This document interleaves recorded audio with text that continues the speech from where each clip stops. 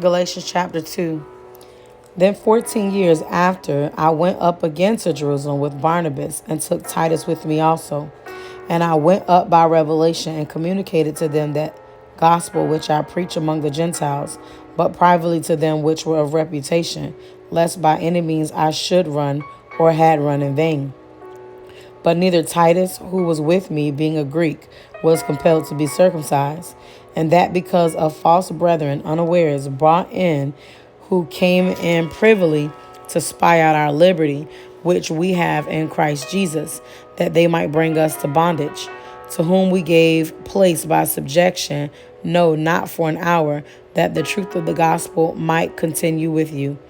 But of these who seem to be somewhat, whatsoever they were, it makes no matter to me. God accepts no man's person.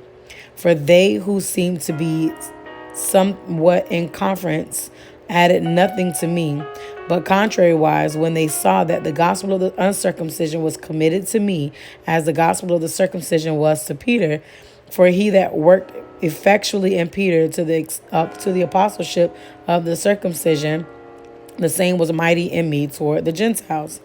And when James, Cephas, and John, who seemed to be pillars, perceived the grace that was given to me, they gave to me and Barnabas the right hands of fellowship, that we should go to the heathen and they to the circumcision. Only they would that we should remember the poor, the same which I also was forward to do. But when Peter was come to Antioch, I withstood him to the face, because he was to be blamed. For before that certain came from James, he did eat with the Gentiles. But when they were come, he withdrew and separated himself, fearing them which were of the circumcision. And the other Jews dissembled likewise with him, insomuch that Barnabas also was carried away with their dissimulation. But when I saw that they walked not uprightly, according to the truth of the gospel, I said to Peter before them all, if you, being a Jew, live after the manner of Gentiles, and not as do the Jews, why compel you the Gentiles to live as do the Jews? We who are Jews by nature and not sinners of the Gentiles, knowing that a man is not justified by the works of the law, but by the faith of Jesus Christ. Even we have believed in Jesus Christ, that we might be justified by the faith of Christ, and not by the works of the law. For by the works of the law will no flesh be justified.